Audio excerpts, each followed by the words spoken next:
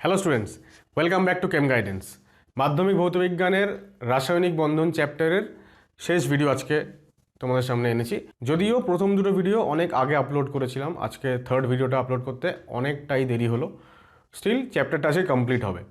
তোমরা যারা মাধ্যমিক পরীক্ষার্থীরা আমার চ্যানেলের ভিডিও এর আগে দেখেছো, তোমরা নিশ্চয়ই জানো যে ক্লাস 11-12-এর স্টুডেন্টসের জন্য, বিশেষ করে তাদের জন্য যারা মাধ্যমিক পরীক্ষার পর থেকেই 11-12-এর পড়াশুনো করার পাশাপাশি নিট বা আইআইটি জয়েন্ট অর্থাৎ ইঞ্জিনিয়ারিং এবং মেডিকেল এন্ট্রান্স এক্সামের জন্য যারা প্রস্তুতি নেয়, তাদের কথা মাথায় রেখেই আমার চ্যানেল এবং ভিডিওগুলো আমি তৈরি করি। তবে পাশাপাশি মাধ্যমিক পরীক্ষার্থীদের জন্যও এর আগে আমি পর্যায় সারণী চ্যাপ্টার আপলোড করেছি এবং আজকে এই পার্টিকুলার চ্যাপ্টারটা শেষ হবে। এরপরে আগামী 2-1 মাসের মধ্যেই আমি আরও 2-1টা চ্যাপ্টার মাধ্যমিকের জন্য ডেফিনেটলি আপলোড করব।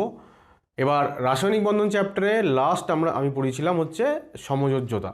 সমযোজী বন্ধন কাকে বলে, কিভাবে তৈরি হয়, কখন মানে কেন তৈরি হয়, এবং তার পাশাপাশি লুইস ডট গঠন, লুইস ডট ডায়াগ্রাম, যেটা পরীক্ষার জন্য আমাদের খুব ইম্পর্টেন্ট, সেটাও কিভাবে আঁকতে হয় অনেক এক্সাম্পলস দেখিয়েছিলাম। এবার সমযোজী বন্ধনের কিছু অংশ বাকি রয়ে গেছিলো, যেটা আজকে কমপ্লিট হবে। তার মধ্যে শুরুতেই আমি যেটা বলবো সেটা হচ্ছে সমযোজ্যতা বা কোভ্যালেন্সি কাকে বলে। তো সেটা বলতে গেলে আমার ফার্স্ট পয়েন্ট হচ্ছে আজকে তাহলে সমযোজ্যতা, কোভ্যালেন্সি।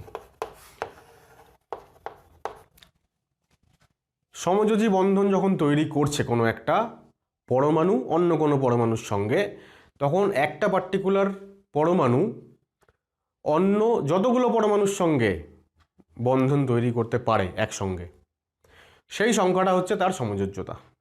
ঠিক আছে, এক্সাম্পল দিই। আচ্ছা, আগে সংখ্যাটাই লিখিয়ে নিই যে কোনো পরমাণু অন্য পরমাণুদের সাথে যত সংখ্যক মানে যতগুলো আর কি সমযোজী বন্ধন গঠন করে, সেই সংখ্যাকে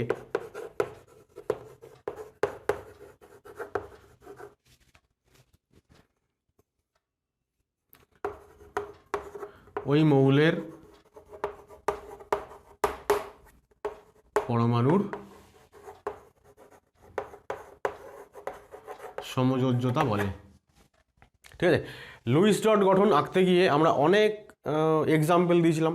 তার মধ্যে বেশ কয়েকটা এক্সাম্পল আমি যদি লিখি, এখন ধরা যাক জল, অ্যামোনিয়া,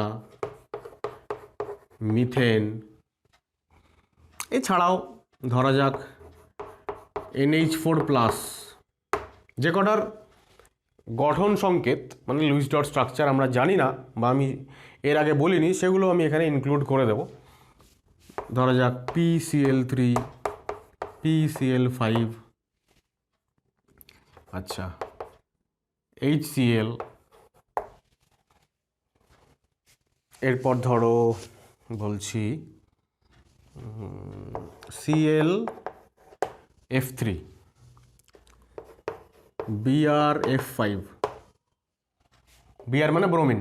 ঠিক আছে, এছাড়াও ধরো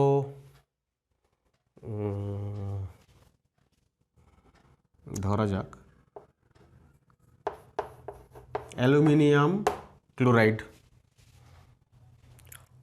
আচ্ছা, এই কটা এক্সাম্পল নিয়ে আমি আগে আলোচনা করি। কেমন দেখতে হয় দেখো, জলের গঠন কেমন হয়, HOH। এবার জলের একটা অণুর মধ্যে অক্সিজেন পরমাণু কটা বন্ধন তৈরি করেছে, কটা সমযোজী বন্ধন তৈরি করেছে। আমরা এখানে লিখছি সংখ্যায় না, যত সংখ্যক সমযোজী বন্ধন গঠন করে সেই সংখ্যাটা কত। অক্সিজেন কটা বন্ড তৈরি করেছে, 2টো। তাহলে সেই সংখ্যাটাকেই হচ্ছে ওই মৌলের পরমাণুর সমযোজ্যতা বলে। তাহলে অক্সিজেনের সমযোজ্যতা কত, 2। হাইড্রোজেন কটা বন্ড করেছে, 1টা। এই হাইড্রোজেনটাও 1টা বন্ড করেছে। যদি আমি যোগ করি তাহলে আমি বলবো যে 2টো হাইড্রোজেন 2টো বন্ড করেছে, তাহলে 1টা হাইড্রোজেন 1টা বন্ড করেছে। তো একটা পরমাণু যতগুলো বন্ড তৈরি করে, 1টা হাইড্রোজেন এখানে কটা বন্ড করেছে, 1টা। তাহলে হাইড্রোজেনের সমযোজ্যতা কত, 1। ঠিক আছে, অ্যামোনিয়া কেমন দেখতে হয়, অ্যামোনিয়া দেখতে হয় এরকম H আর তার সঙ্গে 3টে আমি নাইট্রোজেন, তার সঙ্গে 3টে হাইড্রোজেন। তাহলে হাইড্রোজেন কটা বন্ড করেছে? একটা, তাই না? দেখো প্রত্যেকটা হাইড্রোজেনই একটা করে বন্ড করেছে, তাহলে হাইড্রোজেনের সমযোজ্যতা 1। নাইট্রোজেন কটা বন্ড করেছে? নাইট্রোজেন 3 জনের সঙ্গেই বন্ড করেছে, 3টে, তাহলে নাইট্রোজেনের সমযোজ্যতা 3। ঠিক আছে। মিথেন, মিথেনে কার্বন 4টে হাইড্রোজেনের সঙ্গে 4টে বন্ড করে। কার্বন যেহেতু 4টে বন্ড করছে, কার্বনের সমযোজ্যতা 4, হাইড্রোজেনের 1, কারণ হাইড্রোজেন কটা বন্ড করেছে? একটা। অ্যামোনিয়াম, অ্যামোনিয়ামে যদি আসো, অ্যামোনিয়ামে অ্যাকচুয়ালি কি হয়, অ্যামোনিয়ামে একটা প্লাস চার্জ আছে, তো প্লাস চার্জটা কিন্তু নাইট্রোজেনের সঙ্গে, নাইট্রোজেনের ওপরে প্লাস চার্জ। তাহলে নাইট্রোজেন কটা বন্ড করেছে? 4টে, নাইট্রোজেনের সমযোজ্যতা 4। অ্যামোনিয়াতে কিন্তু নাইট্রোজেনের সমযোজ্যতা 3। হাইড্রোজেন যদিও এখানে একটাই বন্ড করেছে, মানে প্রত্যেকটা হাইড্রোজেন একটা করে বন্ড করেছে, তাই হাইড্রোজেনের সমযোজ্যতা এখানে 1, কিন্তু এখানে নাইট্রোজেনেরটা পাল্টে গেল। তাহলে কোনো পরমাণু, সাপোজ নাইট্রোজেন পরমাণু, এই যৌগের মধ্যে যা তার যত সমযোজ্যতা, এইখানে তার সমযোজ্যতা আলাদা।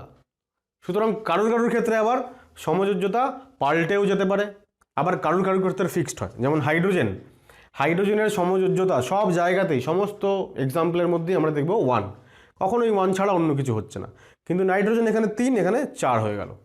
যতগুলো সমযোজী বন্ধন তৈরি করে সেইটা গুনবো, সেটাই হচ্ছে সমযোজ্যতা ওই মৌলের, হচ্ছে ওই পার্টিকুলার যৌগের মধ্যে। PCl3, PCl3-র গঠন একদম অ্যামোনিয়ার মতো, 3টে হাইড্রোজেন, এখানে 3টে Cl। তাহলে Cl কটা বন্ড করেছে? একটা, প্রত্যেকটা Cl একটা করে বন্ড করেছে, তাহলে Cl এর সমযোজ্যতা 1। কিন্তু ফসফরাস কটা বন্ড করেছে? 3টে, তাহলে ফসফরাসের কত? 3। ঠিক আছে, এক কাজ করি, নিচের এক্সাম্পলগুলো মুছে এখানে আমি এটা মেনশন করি যে এখানে অক্সিজেনের হচ্ছে 2, হাইড্রোজেনের হচ্ছে 1, এখানে নাইট্রোজেনের হচ্ছে 3 আর হাইড্রোজেনের হচ্ছে 1, যতগুলো বন্ধন তৈরি করবে সেই সংখ্যাটাই। এখানে কার্বনের হচ্ছে 4, হাইড্রোজেনের 1, এখানে নাইট্রোজেনের হচ্ছে 4, হাইড্রোজেনের 1, এখানে ফসফরাসের হচ্ছে 3 আর ক্লোরিনের 1। PCl5 যদি হয় তাহলে Cl Cl Cl Cl Cl, তাহলে ফসফরাস কটা বন্ড করেছে? 5টা। ক্লোরিন, প্রত্যেকটা ক্লোরিন একটা করে, ফসফরাস 5টা বন্ড করেছে, তাহলে ফসফরাসের সমযোজ্যতা কখনো 3, কখনো 5। ঠিক আছে। HCl কেমন দেখতে হয়? H আর সিঙ্গেল বন্ড Cl, তাহলে H একটা বন্ড করেছে 1, আবার Clও একটা বন্ড করেছে, তাহলে দুজনেরই সমযোজ্যতা কত? 1, তাই না? তাহলে এখানে লিখবো H এর হচ্ছে 1 আর Cl এরও হচ্ছে 1। এবার আমি আগের যে এক্সাম্পলগুলো বলছিলাম, যেগুলো এখানে মুছে দিলাম, কি ছিল সম্ভবত ClF3 লিখেছিলাম আর BrF5 লিখেছিলাম, এছাড়াও আমরা IF7 বলতে পারি। ঠিক আছে। তো দেখো একটা জিনিস দেখে বোঝা যাচ্ছে যে এই যে C আর তারপরে H4 মানে কি, কার্বন 4টে হাইড্রোজেনের সঙ্গে 4টে বন্ড করেছে। তারপরে দেখো NH3, তার মানে একটা নাইট্রোজেন 3টে হাইড্রোজেনের সঙ্গে 3টে বন্ড করেছে। একই রকমভাবে এখানে ClF3 মানে একটা Cl 3টে ফ্লুরিনের সঙ্গে 3টে বন্ড করেছে। তাহলে এখানে ক্লোরিনের সমযোজ্যতা কত? 3, ফ্লুরিনের কত? 1। দেখো ক্লোরিনের সমযোজ্যতা এখানে 3, কিন্তু এইখানটাতে HCl এ ক্লোরিনের একটাই বন্ড তৈরি করেছিল, তাহলে ক্লোরিনের সমযোজ্যতা ওখানে কিন্তু 1। তাহলে প্রত্যেকটা এক্সাম্পলে কিন্তু আমাকে দেখে নিতে হবে যে কতগুলো করে বন্ড তৈরি করেছে, সেই অনুযায়ী কিন্তু পাল্টে যাবে। ঠিক আছে। BrF5-এ ব্রোমিন 5খানা বন্ড তৈরি করবে 5টা ফ্লুরিনের সঙ্গে, আর প্রত্যেকটা ফ্লুরিন একটা করে বন্ড তৈরি করবে। একই রকমভাবে IF7-এ আয়োডিন 7খানা ফ্লুরিনের সঙ্গে 7টা বন্ড তৈরি করবে, সুতরাং ওর সমযোজ্যতা 7। আর ফ্লুরিন, প্রত্যেকটা ফ্লুরিন একটা করে বন্ডই তৈরি করবে ওই পার্টিকুলার আয়োডিনটার সঙ্গে, তাহলে প্রত্যেকটা ফ্লুরিনের সমযোজ্যতা 1। ঠিক আছে। এইবার পুরো ব্যাপারটাকে আমি যদি জেনারেলাইজ করি, তাহলে আমি এরভাবে বলতে পারি যে পর্যায় সারণীতে যারা, আচ্ছা পর্যায় সারণী দরকার নেই, যে সমস্ত এক্সাম্পলগুলো আমাদের খুব কমন তাদের রেসপেক্টে বলি যে সাপোজ এখানে আমি বলছি মৌল আর এদিকে আমি বলছি সমযোজ্যতা। তো হাইড্রোজেন আর ফ্লুরিন এদের সমযোজ্যতা সবসময় 1। এরা সমস্ত যৌগে একটা করেই বন্ড তৈরি করে, তার বেশি করতে পারে না। আচ্ছা, অক্সিজেনও ম্যাক্সিমাম 2টো করে বন্ড তৈরি করে সমস্ত জায়গাতে। এখানে আমরা একটা এক্সাম্পল দিয়েছি যদিও, H2O। এছাড়াও অক্সিজেনের যা যা যৌগ আছে বা ইভেন O2 মৌলের মধ্যে অক্সিজেন দুটোই বন্ড তৈরি করে, ও ও সব জায়গাতেই দুটো বন্ড। অবশ্য একটা এক্সেপশন আছে, সেটা হচ্ছে H3O+, হাইড্রোনিয়াম আয়ন। হাইড্রোনিয়াম আয়নের মধ্যে কিন্তু অক্সিজেন প্লাস চার্জ এবং অক্সিজেন 3টে হাইড্রোজেনের সঙ্গে 3টে বন্ড করেছে। তাহলে অক্সিজেনের সমযোজ্যতা হাইড্রোনিয়ামে 3, তাহলে অক্সিজেন 2ও হতে পারে 3ও হতে পারে। এছাড়া ক্লোরিন, ব্রোমিন আর আয়োডিন এদের সমযোজ্যতা দেখো, ক্লোরিন, ব্রোমিন, আয়োডিন এবং ফ্লুরিন সবাই তো হ্যালোজেন, তার মধ্যে একমাত্র হ্যালোজেন ফ্লুরিন যে হচ্ছে একটাই বন্ড তৈরি করে। বাকিদের বন্ড তৈরি করার ক্যাপাসিটি 1টা, 3টে, 5টা, 7টা হতে পারে। এই যে 5টা 7টার এক্সাম্পল আমরা দেখলাম, 3টেরও এক্সাম্পল দেখলাম একটা। এছাড়া সালফার, অক্সিজেনের ঠিক নিচে সালফার থাকে গ্রুপ 16-এ। সালফারেরও বন্ড তৈরি করার ক্ষমতা 2টো, 4টে, 6টা। ঠিক আছে, যদি এক্সাম্পল বলতে হয়, আচ্ছা এটা মুছে নিই আগে। সালফারের ধরো SCl2, SO2, ঠিক আছে, SO2, SF4 আর SF6 এরকম যৌগ হয় অনেক কিছু। তাহলে সালফার আর 2খানা ক্লোরিন, তাহলে সালফার কটা বন্ড করেছে? 2টো, তাহলে 2 হয়ে গেল। এখানে দেখো sulphur F F F F এরকম থাকে, 4টে বন্ড করেছে সালফার, তাহলে 4। বা SO2 এরকম হয়, S অক্সিজেন অক্সিজেন, তাহলে আবারও সালফার 4টে বন্ড করেছে। তাহলে সালফারের সমযোজ্যতা SO2 বা SF4 যৌগে কত? 4। SF6 বোঝাই যাচ্ছে যে সালফারের 6 দিকে 6খানা ফ্লুরিন থাকবে। তাই যদি হয় তাহলে প্রত্যেকটা সালফার কটা বন্ড করেছে? 6টা বন্ড করেছে, তাহলে সালফারের সমযোজ্যতা 6। একই রকমভাবে নাইট্রোজেন 3 আর 4 সমযোজ্যতা দেখায়। 3 নর্মালি অ্যামোনিয়া, নাইট্রোজেন এই সমস্ত যৌগে, আর 4 কখন হয়? NH4+ যৌগে। ঠিক আছে, একই রকমভাবে ফসফরাস সে 3, 4, 5 এইসব সমযোজ্যতা দেখাতে পারে। তাহলে একদম ফিক্সড কাদের? একটাই সমযোজ্যতা, হাইড্রোজেন আর ফ্লুরিন 1। বাকি সবার কিন্তু পাল্টাতে পারে। তাহলে আমাদের যে সমস্ত লুইস ডট গঠনগুলো আমাদের ইম্পর্টেন্ট পরীক্ষার জন্য, তাদের মধ্যে থেকেই আমাদের পরীক্ষায় কিন্তু কোয়েশ্চেন আসবে। এরকম নয় ধরো এই যে আমি যে এক্সাম্পলগুলো এখানে দিচ্ছি, এগুলো জাস্ট আমি এক্সাম্পল ওগুলো দিয়েছি, সেগুলো কোন যৌগে হয় সেইটা বোঝানোর জন্য এগুলো আমি লিখেছি। কিন্তু কখনোই তোমাকে পরীক্ষাতে SF6 বা SF4 এই যৌগে সালফারের সমযোজ্যতা কত, 4 না 6, এটা জিজ্ঞেস করবে না, খুব একটা চান্স খুব কম। যেগুলো আমাদের লুইস ডট গঠন ইম্পর্টেন্ট সিলেবাসের রেসপেক্টে, সেইগুলোর মধ্যে থেকেই জিজ্ঞেস করবে, কারণ সেইগুলোর স্ট্রাকচার আমাদের জানতে হবে, কোন দিকে কটা করে বন্ড করেছে, সেইগুলো গুণে আমি বলে দিতে পারবো যে সমযোজ্যতা কত। ঠিক আছে, এরপরে যে সেকেন্ড টপিক হচ্ছে সমযোজী বন্ধনের প্রকারভেদ। আমরা পর্যায় সারণী চ্যাপ্টারে ইলেকট্রোনেগেটিভিটি বা তড়িৎ ঋণাত্মকতা পড়েছি। কী জিনিস সেটা? দুটো মৌলের মধ্যে যখন বন্ড তৈরি হয়, সমযোজী বন্ধন যখন তৈরি হয়, তখন A আর A দুজনেই, A এবং B দুজনেই একটা একটা করে ইলেকট্রন শেয়ার করে, ইলেকট্রন জোড় গঠন করে। ধরা যাক এইটা হচ্ছে সেই ইলেকট্রন জোড়। তাহলে ইলেকট্রন জোড় দুজনেই সমানভাবে ব্যবহার করবে, এরকম একটা কথা লেখা থাকে সমযোজী বন্ধন চ্যাপ্টারে। অ্যাকচুয়ালি ওটাই হচ্ছে শর্ত। দুজনের মধ্যে এরকমই কন্ডিশন হয়েছে যে এ বলেছে আমিও একটা ইলেকট্রন দেবো, তুইও একটা দিবি, দিয়ে দুজন মিলে সেটাকে সমানভাবে ব্যবহার করব, এই ছিল কন্ডিশন। কিন্তু ফাইনালি দেখা গেল যে এদের দুজনের তো নেচার আলাদা, দুজনেই ভালো হতে পারে, দুজনেই খারাপ হতে পারে, একজন ভালো একজন খারাপ হতে পারে, তো দুজনের নেচার আলাদা। যদি দেখা যায় যে দুজনেরই ইলেকট্রোনেগেটিভিটি সেম, অর্থাৎ দুজনে একই রকমের, তাহলে দুজনেই সেই শর্ত যেটা দেওয়া হয়েছিল আগে সেই শর্ত মানবে।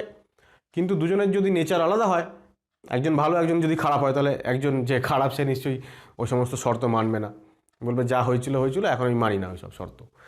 তো এই দুজনের মধ্যে যার ইলেকট্রোনেগেটিভিটি বেশি, ইলেকট্রোনেগেটিভিটি কী জিনিস? সমযোজী বন্ধনের ইলেকট্রন জোড়কে নিজের দিকে আকর্ষণ করার ক্ষমতা। তাহলে সেইটা যার বেশি সে কী করবে, সমযোজী বন্ধনের এই ইলেকট্রন জোড়কে নিজের দিকে আকর্ষণ করবে। সাপোজ বি এর ইলেকট্রোনেগেটিভিটি বেশি, electronegativity EN B greater than A, B এর যদি বেশি হয় তাহলে আমরা দেখব যে এই ইলেকট্রন পেয়ার, ইলেকট্রন জোড় বি এর দিকে সরে গেছে, মাঝ বরাবর নেই, মানে দুজনে আর সমানভাবে ব্যবহার করতে পারছে না। যার ক্ষমতা বেশি সে নিজের দিকে টেনে নিচ্ছে, সে বেশি বেশি করে ব্যবহার করছে। যেই এরকম পরিস্থিতি সৃষ্টি হবে তখনই বি যেহেতু এই ইলেকট্রন যেহেতু বি এর কাছাকাছি চলে গেছে, বি এখন ইলেকট্রন দ্বারা পরিবেষ্টিত হয়ে গেছে। সুতরাং ইলেকট্রন যেহেতু নেগেটিভলি চার্জড, নেগেটিভ চার্জ থাকে ওদের, তাই বিও সামান্য নেগেটিভলি চার্জ হয়ে যাবে। তাই বি এর মাথায় আমরা একটা ডেল্টা প্লাস লিখব। এই সাইনটাকে ডেল্টা বলা হয়, ডেল্টা। ডেল্টা মানে এক্ষেত্রে ডেল্টা মানে খুব ছোট, তাহলে বা খুব কম পরিমাণ একটা, নেগেটিভ লিখব। ডেল্টা নেগেটিভ একটা চার্জ এসে যাবে। নেগেটিভ কেন? ইলেকট্রন যেহেতু ওর কাছে এসে গেছে, ইলেকট্রনের চার্জ নেগেটিভ, অর্থাৎ ওর নেগেটিভ চার্জ দ্বারা পরিবেষ্টিত, সুতরাং ওর একটা সামান্য নেগেটিভ চার্জ গেইন করবে। আর নেগেটিভ চার্জ যেহেতু এ থেকে দূরে চলে গেছে, তাই এটা ইলেকট্রনের ঘনত্ব এর কাছ থেকে কমে গেছে, ঠিক আছে, ইলেকট্রন ওর থেকে দূরে সরে গেছে, সুতরাং ওর কাছে এখন ইলেকট্রনের কোনো ব্যাপার নেই, ইলেকট্রন ঘাটতি হয়ে গেছে ওর, তাই ও ডেল্টা প্লাস হয়ে যাবে।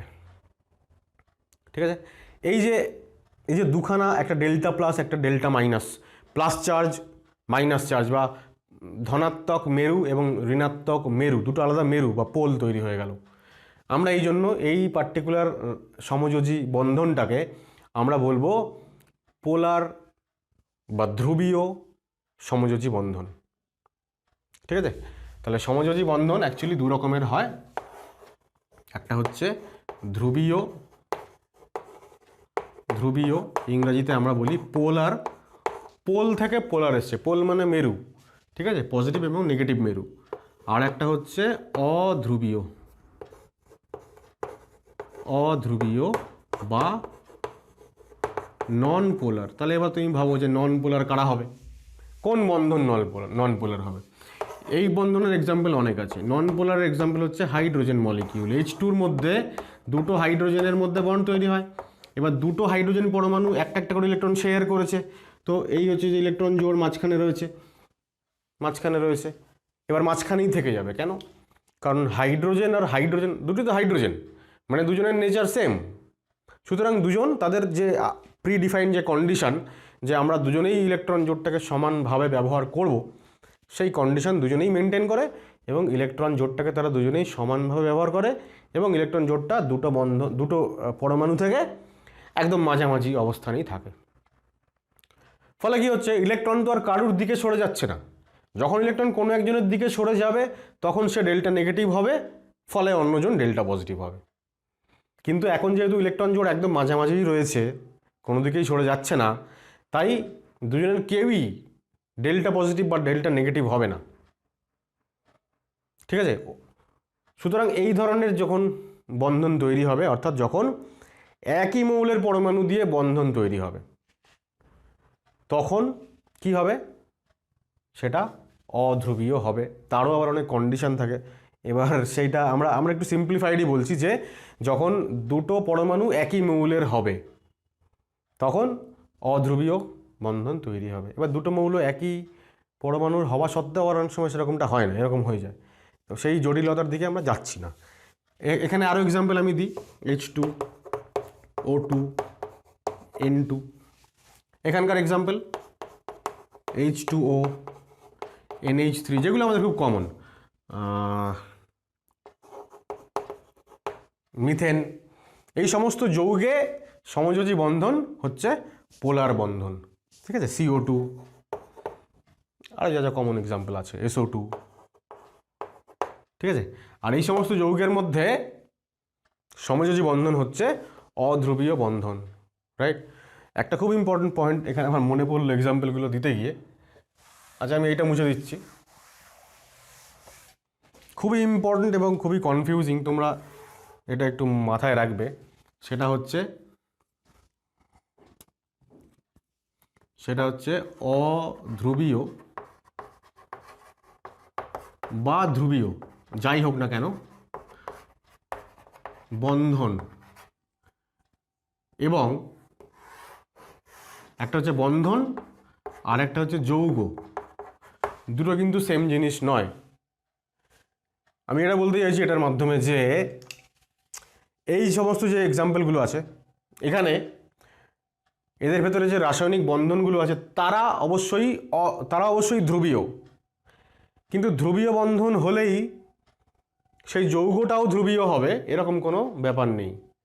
মানে আমরা যেমন বলি যে সমযোজী বন্ধন দু রকমের, ধ্রুবীয় বন্ধন, অধ্রুবীয় বন্ধন, আমরা তেমনি আরও একটা টার্ম আলোচনা করি বা ইউজ করি, সেটা হচ্ছে ধ্রুবীয় সমযোজী যৌগ এবং অধ্রুবীয় সমযোজী যৌগ। ঠিক আছে, তো এক্সাম্পল দিই আমি। যেমন ধরো এখানে আমি দুটো এক্সাম্পল দিচ্ছি, এই দুটোকে দিলে আমি তোমাকে বোঝাতে পারবো যে ডিফারেন্সটা কি। জল এরকম হয়, তাহলে অক্সিজেন বেশি, তড়িৎ ঋণাত্মক, আমরা জানি ইলেকট্রোনেগেটিভ বেশি, তাই OH বন্ধনের ইলেকট্রন জোড় কার দিকে চলে যাবে? অক্সিজেনের দিকে চলে যাবে, অক্সিজেন টেনে নেবে। আর এখানেও তাই, তাহলে অক্সিজেনের মাথায় হবে ডেল্টা নেগেটিভ আর হাইড্রোজেনের মাথায় হবে ডেল্টা পজিটিভ। অর্থাৎ এই দুটো বন্ডই হচ্ছে, এই বন্ডটা এবং এই বন্ডটা দুটোই হচ্ছে ধ্রুবীয়, ডেল্টা প্লাস ডেল্টা মাইনাস এসে গেছে। এবং ওভারঅল এই যৌগটাকে আমরা বলবো যে একটা ধ্রুবীয় যৌগ। ঠিক আছে, জল হচ্ছে ধ্রুবীয় যৌগ। কিন্তু আমি যদি CH4 এর এক্সাম্পল নিই, CH4 এরকম দেখতে হয়, আমরা জানি 4টে H থাকে। এক্ষেত্রেও হাইড্রোজেনের থেকে কার্বন বেশি ইলেকট্রোনেগেটিভ, তাই কার্বনের হচ্ছে ডেল্টা নেগেটিভ আর হাইড্রোজেন হচ্ছে ডেল্টা পজিটিভ। প্রত্যেকটা হাইড্রোজেনই ডেল্টা পজিটিভ আর কার্বনটা ডেল্টা নেগেটিভ, অর্থাৎ প্রত্যেকটা বন্ধনই হচ্ছে ধ্রুবীয় বন্ধন। কিন্তু আমরা লিখব যে মিথেন, এই যৌগটার নাম মিথেন, তো CH4, মিথেন হচ্ছে একটা অধ্রুবীয় যৌগ। ব্যাপারটা তাহলে কি দাঁড়ালো? ধ্রুবীয় বন্ধন এখানেও আছে, এখানেও আছে। জল ধ্রুবীয় বন্ধন আছে এবং যৌগটাও হচ্ছে ধ্রুবীয়, কিন্তু মিথেনে ধ্রুবীয় বন্ধন থাকলেও যৌগটা হচ্ছে অধ্রুবীয়। তাহলে যৌগটা ধ্রুবীয় বা অধ্রুবীয় হবে সেটা কি করে বুঝবো? সেটা বোঝার আমাদের দরকার নেই, মাধ্যমিক সিলেবাসে সেগুলো নেই, দরকারই নেই। কিন্তু আমি খালি এটুকু তোমাদেরকে মাথার মধ্যে দিলাম যে সমযোজী বন্ধন ধ্রুবীয় বা অধ্রুবীয় যাই হোক না কেন, যদি বন্ধনটা অধ্রুবীয় হয় তাহলে যৌগটা ডেফিনেটলি অধ্রুবীয় হবে।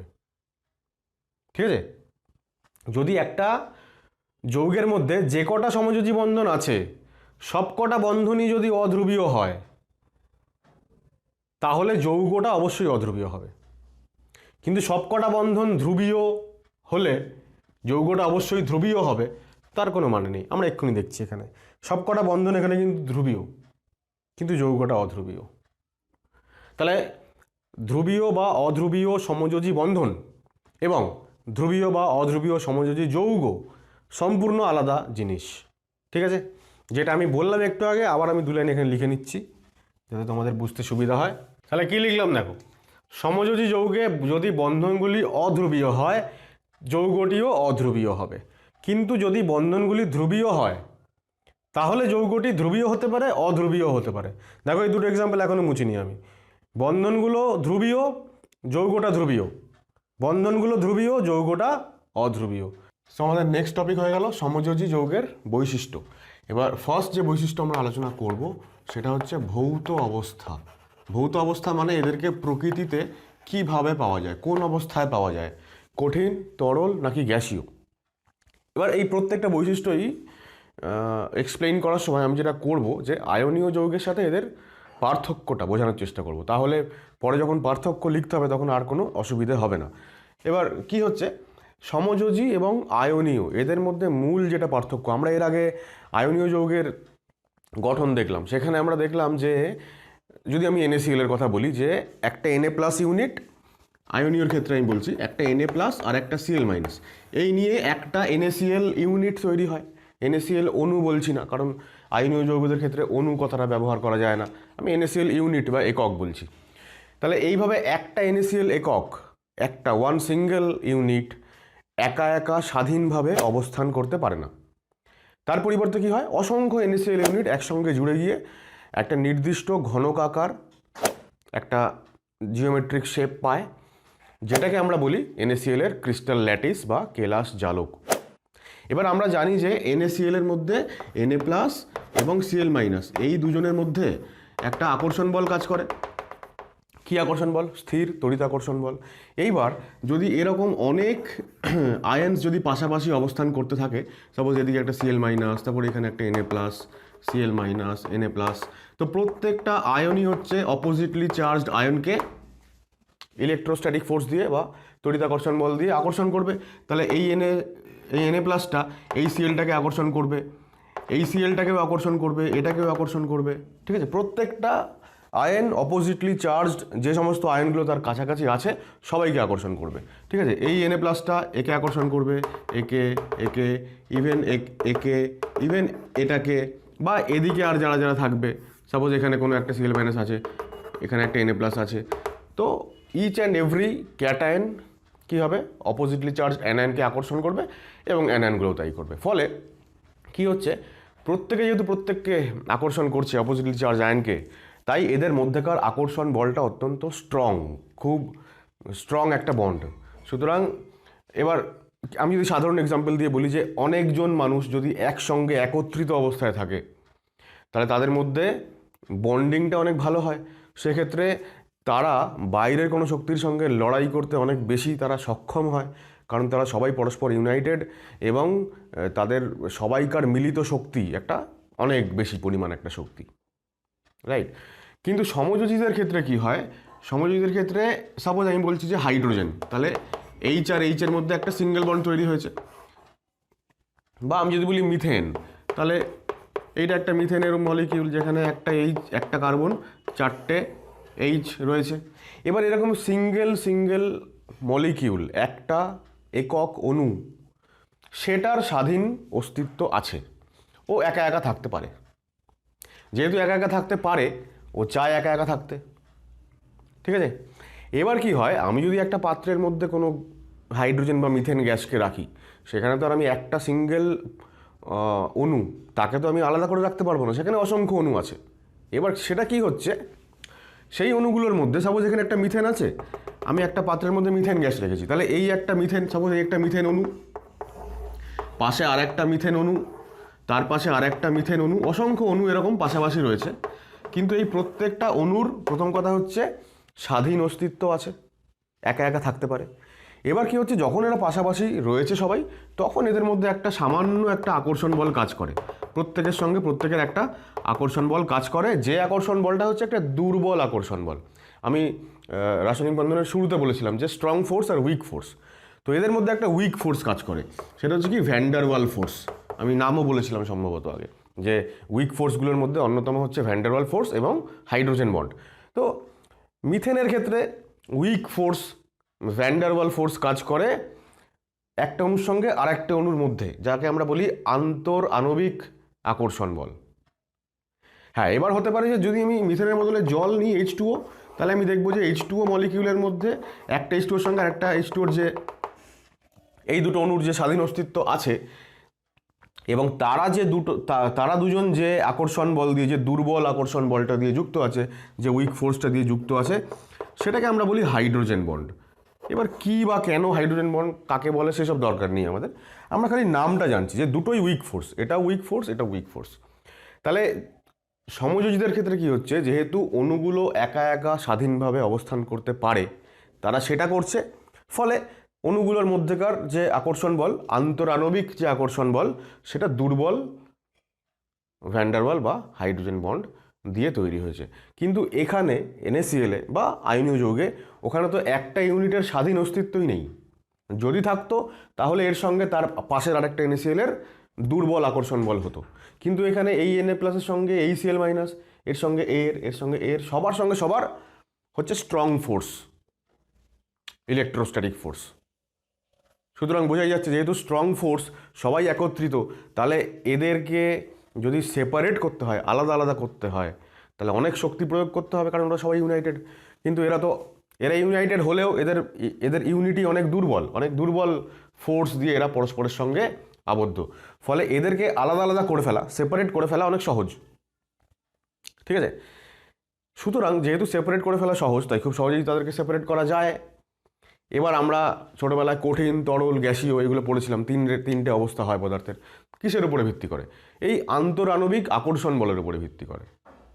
আমি যদি এইটাকে NaCl-এর একটা অণু শব্দটা ব্যবহার করা যায় না, কিন্তু আমি যদি সেইভাবে ভাবিও এটাকে, তাহলে আমি এটাও বলতে পারি যে NaCl-এর একটা অণুর স্বাধীন অস্তিত্ব নেই। অসংখ্য অণু একসঙ্গে জুড়ে আছে, ঠিক আছে? এবং প্রত্যেকটা অণু অন্য আরও অনেক অণুর সঙ্গে ওই স্ট্রং ফোর্স, ইলেকট্রোস্ট্যাটিক ফোর্স, সেইটা দিয়ে আবদ্ধ। তার মানে আন্তরাণবিক যে আকর্ষণ বল সেটা অনেক স্ট্রং। সেই কারণে এরা সাধারণ অবস্থায় মানে ঘরের তাপমাত্রায় এরা কঠিন হয়। আর এদের যেহেতু খুব উইক ফোর্স, আন্তরাণবিক আকর্ষণ বলটা খুবই উইক, ভ্যান ডার ওয়াল বা হাইড্রোজেন বন্ড, সেই কারণে এরা সাধারণ উষ্ণতায় কঠিন প্রায় হয় না বললেই চলে। যদিও হয়, আয়োডিন বা ওই ধরনের কিছু অধাতু আছে যারা সাধারণ অবস্থায় কঠিন, সমযোজী যৌগ। তো তারা খুবই ভঙ্গুর মানে তারা খুবই কি বলবো, খুব হার্ড নয় আর কি, মানে একটুতেই তারা ভেঙে যায়। কিন্তু বাকিগুলো তারা কঠিনও নয়, তারা তরল, জল যেমন তরল, মিথেন, হাইড্রোজেন, অক্সিজেন, নাইট্রোজেন সব গ্যাসীয় মানেই হচ্ছে আমরা কি জানি যে গ্যাসের মধ্যে কি হয়, অণুগুলো পরস্পর থেকে অনেক দূরে দূরে অবস্থান করে, তাদের মধ্যেকার আকর্ষণ বল খুবই কম। সব থেকে বেশি আকর্ষণ বল হয় কঠিনের, তারপরে তরলের, তারপরে গ্যাসীয়। এবার সমযোজী যৌগগুলো যেহেতু একক অণুর অস্তিত্ব আছে, তাই এরা এককভাবে থাকতে চায়। ন্যাচারালি এদের আন্তরাণবিক আকর্ষণ বল খুবই দুর্বল। সেই কারণে এরা সাধারণ অবস্থায়, সাধারণ উষ্ণতায়, ঘরের তাপমাত্রায় এরা তরল বা গ্যাসীয় হয় ম্যাক্সিমাম। আর যারা কঠিন হয়ও তারাও খুবই ভঙ্গুর বা সফট আর কি। আর আয়নীয়গুলো কি হয়, যেহেতু ইলেকট্রোস্ট্যাটিক ফোর্স, স্ট্রং ফোর্স প্রত্যেকটা ইউনিটের সঙ্গে, একটা ইউনিটের সঙ্গে অন্য ইউনিটের রয়েছে, তাই জন্য এরা সাধারণ উষ্ণতায় অবশ্যই কঠিন হয়। এই ক্ষেত্রে আরেকটা কথা আমার বলা উচিত, সেটা হচ্ছে যে এবার এরা হচ্ছে সমযোজী যৌগ। সমযোজী যৌগের আর একটা ভ্যারাইটি আছে, তারা আবার খুব স্ট্রং হয়। সমযোজী যৌগের মধ্যে কিছু কম্পাউন্ড আছে, আমি নামটা এইখানে লিখে রাখছি ব্র্যাকেটে। যেমন ধরো ডায়মন্ড মানে হিরক বা গ্রাফাইট, বা ধরো সিলিকন কার্বাইড, B4C মানে হচ্ছে বোরন কার্বাইড, বা ধরো SiO2, বা ধরো অ্যালুমিনিয়াম নাইট্রাইড, বা ধরো কেলাসাকার অ্যালুমিনিয়াম অক্সাইড, যার নাম হচ্ছে, বাণিজ্যিক নাম হচ্ছে কোরান্ডাম। এই ধরনের কিছু সমযোজী পদার্থ আছে। আমি সমযোজী যৌগ বলছি না, পদার্থ বলছি, কারণ এদের মধ্যে সবাই যৌগ নয়। ডায়মন্ড এবং গ্রাফাইটে আমরা জানি কেবলমাত্রই কার্বন পরমাণু থাকে, ঠিক আছে?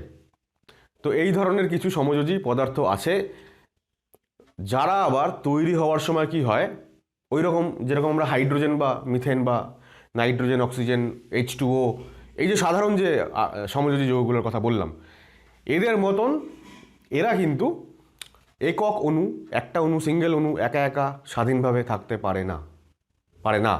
ন্যাচারালি এরাও কি হয়, আয়নীয় যৌগের মতোই। আয়নীয় যৌগ আয়ন দিয়ে তৈরি, এরা সমযোজী বলে আয়ন দিয়ে তৈরি নয়। পরমাণুর সঙ্গে পরমাণুর আকর্ষণ বল কাজ করে, কিন্তু সেটা স্ট্রং ফোর্স, কেমিক্যাল বন্ড, সমযোজী বন্ধন।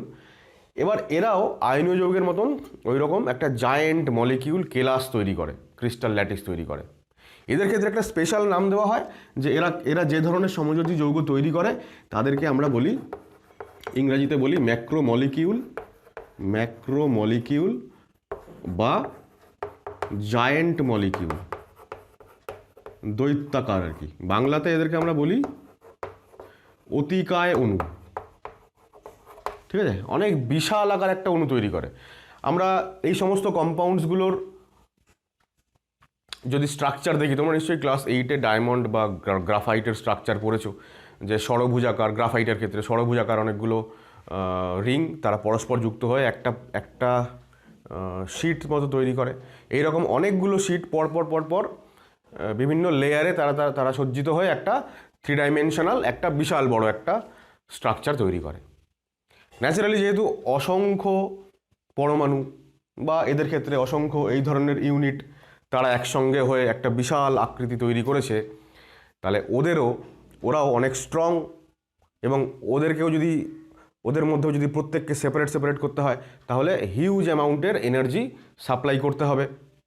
যেহেতু ওরা অনেক স্ট্রং, মানে অনেক স্ট্রং কেন, অনেকজন যেহেতু একসঙ্গে রয়েছে তার মানে অনেকগুলো সমযোজী বন্ধন একসঙ্গে রয়েছে, অনেক মানে হিউজ, মানে সাপোজ অ্যাভোগাড্রো নাম্বারের ওই লেভেলে। তো এই জন্য এরা কি হয়, নর্মাল যে আমি সমযোজীর কথা বললাম যারা গ্যাসীয় বা তরল বা ভঙ্গুর কঠিন, সেরকম তো এরা হয়ই না, বরং এরা অনেক অনেক অনেক বেশি হার্ড, শক্ত এবং কঠিন হয়। পৃথিবীতে সবথেকে বেশি কঠিন বা হার্ড যে সমস্ত পদার্থগুলো পাওয়া যায় এরা হচ্ছে তাদের মধ্যে পড়ে, ঠিক আছে। এবং এরা এতটাই কঠিন যে এরা আয়নীয় যৌগদের থেকেও বেশি কঠিন। তো এইগুলো হয়ে গেল কিছু এক্সেপশনাল কেস, ব্যতিক্রমী কিছু কেস আর কি। এইগুলো ছাড়া নর্মালি আমরা যখন আলোচনা করব তখন আমরা বলবো যে আয়নীয় যৌগ কঠিন অবস্থায় থাকে সাধারণ উষ্ণতায়। কেন? কারণ তাদের মধ্যে অনেকগুলো ইউনিট একসঙ্গে একত্রিত এবং অনেকগুলো স্ট্রং ফোর্স, যেটাকে আমরা বলছি ইলেকট্রোস্ট্যাটিক ফোর্স, স্থির তড়িৎ আকর্ষণ বল, তারা কাজ করছে। হোয়ারাজ সমযোজীর ক্ষেত্রে সিঙ্গেল ইউনিট একটা অণু, তার অস্তিত্ব আছে এবং একটা অণুর সঙ্গে আরেকটা অণুর আকর্ষণ বলটা খুবই দুর্বল, ভ্যান ডার ওয়াল ফোর্স বা হাইড্রোজেন বন্ড, সেই কারণে ওরা তরল বা গ্যাসীয় আর কঠিন হলেও সেটা খুবই ভঙ্গুর। ব্যতিক্রম হিসেবে বলবো এদের কথা, যে এরা যেহেতু সিঙ্গেল একক ইউনিট হিসেবে অবস্থান করতে পারে না, সবাই একসঙ্গে একত্রিত, তার ফলে জায়েন্ট মলিকিউল তৈরি করে এবং এদের সেই কারণে এদের মধ্যেকার যে আকর্ষণ বলটা সেটা অত্যন্ত স্ট্রং হয় এবং এরা পৃথিবীর সবথেকে বেশি কঠিনতম যে পদার্থগুলো তাদের মধ্যে এই ক্যাটাগরিটা পড়ে। তাহলে ভৌত অবস্থা সমযোজী যৌগের ক্ষেত্রে কেন কঠিন বা মানে ভঙ্গুর কঠিন বা গ্যাসীয় বা তরল হয় বোঝানো গেল, আর আয়নিকদের ক্ষেত্রে কেন অত্যন্ত কঠিন হয় সেটা বোঝানো গেল। এবার এই একই ভাবে আমরা এদের গলনাঙ্ক বা স্ফুটনাঙ্ক কম্পেয়ার করতে পারি। যেহেতু একক অণু হিসেবে অবস্থান করে সুতরাং তাদের তো সেপারেট করা খুবই সহজ, সুতরাং তাদের গলনাঙ্ক বা স্ফুটনাঙ্ক খুবই কম হবে, কিন্তু আয়নীয়দের ক্ষেত্রে সেটা খুবই বেশি হবে, ঠিক আছে। আর সমযোজীদের ক্ষেত্রে আমরা বলবো ব্যতিক্রমী হচ্ছে এরা, যাদের গলনাঙ্ক এবং স্ফুটনাঙ্ক অত্যন্ত বেশি। তাহলে কি লিখলাম দেখো, আমরা যা আলোচনা করলাম সেখান থেকে আমরা দুটো বৈশিষ্ট্য অলরেডি বুঝে ফেলতে পারলাম। এক হচ্ছে ভৌত অবস্থা, দুই হচ্ছে গলনাঙ্ক বা স্ফুটনাঙ্ক। তাহলে সমযোজী যৌগগুলি এভাবে লিখতে হবে আর কি, একক অণু হিসেবে অবস্থান করে, তাই দুর্বল আন্তরাণবিক আকর্ষণ বলের সাহায্যে অণুগুলি পরস্পরের সাথে যুক্ত থাকে, ফলে অল্প পরিমাণ শক্তি প্রয়োগ করেই এদেরকে পৃথক করা যায়। এই জন্য এক নম্বর হচ্ছে সাধারণ উষ্ণতায় এরা গ্যাসীয়, তরল বা কোমল কঠিন প্রকৃতির হয়, আর দু নম্বর হচ্ছে এদের গলনাঙ্ক স্ফুটনাঙ্ক আয়নীয় যৌগের থেকে কম হয়। এবার যদি সমযোজী যৌগের বৈশিষ্ট্যের মধ্যে গলনাঙ্ক আর স্ফুটনাঙ্ক এইটুকু যদি লিখতে বলে, ধরো ভৌত অবস্থা লিখতে বললো না, তাহলে এইটুকু পার্ট কিন্তু কমন, মানে এইখান থেকে এতটা লিখতেই হবে। এরপর যদি শুধু গলনাঙ্ক বা স্ফুটনাঙ্কের কথা বলে 1 নম্বর পয়েন্টে লিখবো না, 2 নম্বর পয়েন্টে খালি লিখে দেবো। আর যদি শুধু ভৌত অবস্থার কথা বলে তাহলে 2 নম্বর পয়েন্টে লিখবো না, শুধু 1 নম্বর পয়েন্টে লিখবো, ঠিক আছে। এইটুকু কমন। এবার ব্যতিক্রম কি আছে, কিছু সমযোজী পদার্থ ব্র্যাকেটে লিখেছি যাদের নাম একক অণু হিসেবে অবস্থান করতে পারে না। কি করে এরা? অসংখ্য অণু একত্রিতভাবে অতিকায় অণু, ম্যাক্রোমলিকিউল, আর একটা নাম এদের হয় খুব প্রচলিত নাম যেটা আমি তখন বলতে ভুলে গেলাম, নেটওয়ার্ক সলিড বলে এদেরকে, মানে নেটওয়ার্ক মানে জালকের মতন সবাই একসঙ্গে জুড়ে যায় আর কি। ফলে এই অতিকায় অণু থেকে পরমাণুগুলিকে পৃথক করতে অনেক বেশি শক্তি প্রয়োগ করতে হয়। এই জন্য এরা এক তো হচ্ছে সাধারণ উষ্ণতায় অত্যন্ত কঠিন, আর 2 নম্বর হচ্ছে গলনাঙ্ক স্ফুটনাঙ্ক অত্যন্ত বেশি, এবং এরা এত কঠিন বা গলনাঙ্ক স্ফুটনাঙ্ক এত বেশি সেগুলো আয়নীয় যৌগদেরও ছাড়িয়ে যায়। পরের পয়েন্ট হচ্ছে দ্রাব্যতা। সাধারণত সমযোজী যৌগগুলো অধ্রুবীয় দ্রাবকে দ্রবীভূত হয়, আর আয়নীয়গুলো ধ্রুবীয় দ্রাবকে দ্রবীভূত হয়। এবার এই অধ্রুবীয় দ্রাবক, ধ্রুবীয় দ্রাবক এগুলো কি? আমি একটু আগেই আলোচনা করছিলাম না যে সমযোজী যৌগ দু ধরনের হয়, ধ্রুবীয় যৌগ, অধ্রুবীয় যৌগ। এবার সেই যৌগগুলোই আসলে দ্রাবক হিসেবে কাজ করে, মানে যার মধ্যে আমি কোনো যৌগকে দ্রবীভূত করতে চাইছি।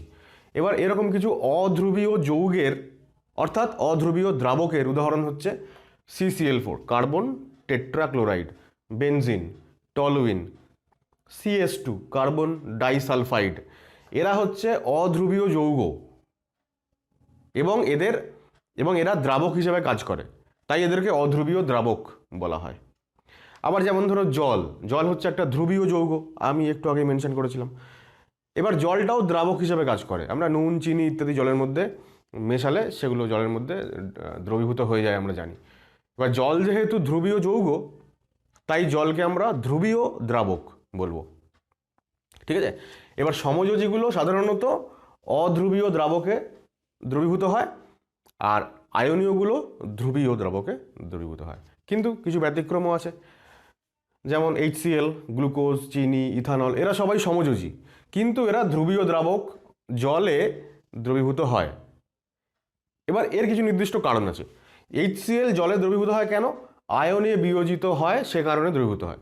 যেই তুমি HClকে জলের মধ্যে দেবে, সঙ্গে সঙ্গে HCl থেকে H+ এবং Cl- আয়ন তৈরি হয়ে যাবে।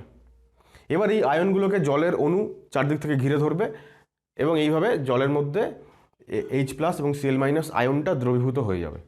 এবার H+ বা Cl- আয়ন দ্রবীভূত হয়ে গেল মানেই সেটা এসছে কোত্থেকে? HClকে জলে মিশিয়েছি তারপরেই তো, সুতরাং HClটাই জলে দ্রবীভূত হয়ে গেল। আর গ্লুকোজ, চিনি, এরা জলে দ্রবীভূত হয় কিভাবে? জলের সাথে এরা হাইড্রোজেন বন্ধন গঠন করে। এবার সেইটা কিভাবে করে আমাদের জানার দরকার নেই, সিলেবাসে নেই, শুধুমাত্র এইটুকু আমরা জেনে রাখি যে এরা জলে দ্রবীভূত হয়, হাইড্রোজেন বন্ড তৈরি করে। সুতরাং জল ধ্রুবীয় দ্রাবক, তা সত্ত্বেও এই সমযোজী যৌগগুলো জলে দ্রবীভূত হয়। নেক্সট পয়েন্ট দেখো, তড়িৎ পরিবাহিতা। তোমরা এই রাসায়নিক বন্ধন চ্যাপ্টারের পরেই নিশ্চয়ই তোমরা পড়েছো বা পড়বে তড়িৎ বিশ্লেষণ চ্যাপ্টার। আমরা জানি যে তড়িৎ যারা পরিবহন করে, তড়িতের যারা পরিবাহী, দু ধরনের হয়, এক হচ্ছে ধাতু, দুই হচ্ছে তড়িৎ বিশ্লেষ্য। তড়িৎ বিশ্লেষ্য কারা? যারা গলিত অবস্থায় বা দ্রবীভূত অবস্থায়, কোনো দ্রাবকে দ্রবীভূত অবস্থায় তড়িৎ পরিবহন করতে পারে। এবার সমযোজী যৌগগুলো কি হয়? এরা তড়িতের সাধারণত কুপরিবাহী, মানে তড়িৎ পরিবহন করতে পারে না। কেন পারে না? কারণ এরা তো আর আয়ন দিয়ে তৈরি হয় না, অণু দিয়ে তৈরি হয়। কিন্তু কিছু ধ্রুবীয় সমযোজী যৌগ আছে, যেমন ধরো HCl। আমি একটু আগে বললাম যে HClকে যখনই আমি জলের মধ্যে দেবো, H+ এবং Cl- আয়ন তৈরি করবে। যেই আয়ন তৈরি করবে, আয়নগুলো কি করে? তড়িৎ পরিবহন করতে পারে। এবং এই আয়নগুলো যখন তড়িৎ পরিবহন করে, আমরা বলি ওই পার্টিকুলার যৌগ যেটা থেকে আয়নগুলো তৈরি হলো সেটাকে আমরা বলি তড়িৎ বিশ্লেষ্য। ঠিক আছে, তাহলে কিছু ধ্রুবীয় সমযোজী যৌগ ধ্রুবীয় দ্রাবকে দ্রবীভূত হয়ে তড়িৎ পরিবহন করে, অর্থাৎ এরা তড়িৎ বিশ্লেষ্য হিসেবে কাজ করে, যেমন হচ্ছে HCl। ঠিক আছে, আচ্ছা, নেক্সট হচ্ছে রাসায়নিক বিক্রিয়ার গতিবেগ। যেহেতু সমযোজী যৌগগুলো আণবিক অবস্থায় থাকে, তাই এরা আণবিক অবস্থায় বিক্রিয়া করে এবং এদের বিক্রিয়া ধীর গতি সম্পন্ন হয়। আচ্ছা, এই কোয়েশ্চেনটার আনসার কিন্তু এখানেই শেষ, ধীর গতি সম্পন্ন হয়। আমি এখানে একটু অ্যাড করেছি যে আয়নীয় যৌগগুলো যেহেতু আয়নে বিয়োজিত হয়, আয়নগুলো খুব তাড়াতাড়ি রিয়াকশন করতে পারে, তাই আয়নীয় যৌগদের বিক্রিয়া অত্যন্ত দ্রুত গতি সম্পন্ন হয়। তাহলে এবার ভাবো, এই যে আয়নে বিয়োজিত হয়, তাহলে HCl এর মতন সমযোজী যৌগ সেও তো জলে দ্রবীভূত হয়ে আয়নে বিয়োজিত হয়। তাহলে HCl কিন্তু সমযোজী হওয়া সত্ত্বেও খুব দ্রুত গতিতে রিয়াকশনটা করবে। ঠিক আছে, নেক্সট যে ধর্মটা বলছি, লাস্ট এটাই, সমযোজী বন্ধনের দিকদর্শিতা এবং সমবয়বতা। দেখো, আমরা পড়ছি হচ্ছে সমযোজী যৌগের বৈশিষ্ট্য, তো এই সমবয়বতা এইটা হচ্ছে সমযোজী যৌগের বৈশিষ্ট্য। আর এই যে দিকদর্শিতা, এটা হচ্ছে কার বৈশিষ্ট্য? সমযোজী বন্ধনের বৈশিষ্ট্য। কি হয়? আচ্ছা, আয়নীয় বন্ধন পড়ানোর সময় বলেছিলাম যে আয়নগুলোকে, ধরো একটা ক্যাটায়ন আছে, একটা অ্যানায়ন আসবে ওর কাছে, আসলে পরে ওদের মধ্যে আকর্ষণ হবে। অ্যানায়নটা যে কোনো দিক থেকে আসতে পারে, ক্যাটায়নের কাছে অ্যানায়ন যে কোনো দিক থেকে, এদিক থেকে আসলেও আকর্ষণ হবে, ওদিক থেকে আসলেও হবে, এদিক থেকে আসলেও হবে, এনি ডাইরেকশন। বা অ্যানায়নের কাছেও যখন কোনো একটা ক্যাটায়ন আসবে, যে কোনো দিক থেকে আসতে পারে, কোনো নির্দিষ্ট ফিক্সড কোনো দিক বা ডাইরেকশন নেই। সেই জন্য আমরা বলি যে আয়নীয় বন্ধনের দিকদর্শিতা ধর্ম নেই। কিন্তু সমযোজী বন্ধন যখন তৈরি হয়, দুটো পরমাণু পরস্পরের দিকে অগ্রসর হয়, তাদের বাইরের কক্ষের ইলেকট্রনগুলো এসে ইলেকট্রন জোড় গঠন করে। এইটা যখন তৈরি হয়, তখন আমরা হায়ার ক্লাসে পড়বো যে পারমাণবিক কক্ষক বলে একটা শব্দ, যার মধ্যে ইলেকট্রনসগুলো থাকে আর কি। তো তারা যখন পরস্পরের দিকে অগ্রসর হয়, তখন তারা একটা নির্দিষ্ট দিক বরাবর অগ্রসর হয়। যে কোনো দিক থেকে তারা পরস্পরের কাছাকাছি আসলেই ইলেকট্রন জোড় তৈরি হয়ে সমযোজী বন্ধন গঠন হতে পারে না। একটা নির্দিষ্ট ডাইরেকশান থেকেই পরস্পরের কাছাকাছি ওদেরকে আসতে হয় এবং তখনই সমযোজী বন্ধনটা তৈরি হয়। সেই জন্য আমরা বলি যে সমযোজী বন্ধনের দিকদর্শী ধর্ম আছে। সমযোজী বন্ধনগুলো হচ্ছে ডাইরেকশনাল ইন নেচার। এবার এই কারণেই সমবয়বতা ধর্ম দেখা যায়, যেটা হচ্ছে সমযোজী যৌগের বৈশিষ্ট্য। সমাবয়বতা আয়নীয় যৌগে দেখা যায় না। সমাবয়বতা মানে কি? সমাবয়ব মানে হচ্ছে সম অবয়ব, অর্থাৎ একই রকম দেখতে যাদের। একই রকম দেখতে বলতে আমরা এখানে এটাই বোঝাতে চাই যে আণবিক সংকেতটা একই হলে পরেও দুটো যৌগ আছে যাদের আণবিক সংকেত সেম, ঠিক আছে, কিন্তু তারা আলাদা আলাদা যৌগ। এ এবং বি দুজনের আণবিক সংকেত এক, কিন্তু তারা আলাদা যৌগ। ফলে এ যখন সি এর সঙ্গে বিক্রিয়া করছে, এ যেভাবে বিক্রিয়া করে সি এর সঙ্গে, বি হয়তো সি এর সঙ্গে সেইভাবে বিক্রিয়া করে না, বা হয়তো বিক্রিয়া করেই না, তাদের ধর্মই পরস্পর আলাদা। তাই আমি লিখছি যে এখানে যে সমযোজী বন্ধন গঠনের সময় পরমাণুগুলির সর্ববহিস্থ কক্ষের ইলেকট্রনগুলি, আমি এখানে পারমাণবিক কক্ষক শব্দটা ইচ্ছে করেই লিখিনি যেহেতু ওটা আমাদের সিলেবাসের মধ্যে নেই, তাই নির্দিষ্ট দিক বরাবর পরস্পরের দিকে অগ্রসর হয়, অর্থাৎ সমযোজী বন্ধনগুলির দিকদর্শিতা ধর্ম ডাইরেকশনাল নেচার রয়েছে। এই কারণে এরা সমবায়বতা ধর্ম দেখাতে পারে। এবার সমবায়বতা কি? একই আণবিক সংকেতযুক্ত কিন্তু পৃথক ধর্ম বিশিষ্ট যৌগের অস্তিত্ব যদি থাকে তাহলে সেই ঘটনাকে আমরা সমবায়বতা বলি, এবং সেই পার্টিকুলার যৌগগুলোকে বলা হয় পরস্পরের সমাবয়ব, আইসোমার ইংরেজিতে। আর সমবায়বতার ইংরেজি হচ্ছে আইসোমেরিজম, ঠিক আছে? স্পেলিংটা আমি এখানে লিখে দিই, যদি তোমাদের চাও তো লিখে নিতে পারো। আইসোমেরিজম হচ্ছে সমবায়বতা। এক্সাম্পল দিয়ে একটা, তাহলে ব্যাপারটা বুঝতে আরও একটু সুবিধা হবে। আমি যদি বলি যে আমি একটা সংকেত লিখলাম NaCl, এখন NaCl মানে হচ্ছে NaCl সাধারণ খাদ্য লবণ।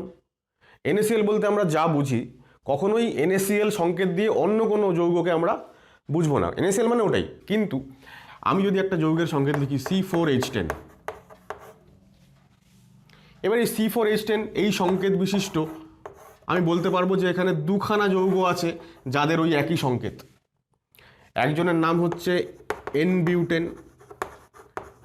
N-বিউটেন হচ্ছে সেই যৌগ যেটা হচ্ছে আমাদের রান্নার গ্যাসের সিলিন্ডারে, LPG সিলিন্ডারে সবথেকে বেশি পরিমাণে যে গ্যাসটা থাকে সেটা হচ্ছে N-বিউটেন। এছাড়া আমিও বলবো যে C4H10 আরও একটা যৌগের হচ্ছে আণবিক সংকেত যার নাম হচ্ছে আইসোবিউটেন, ঠিক আছে?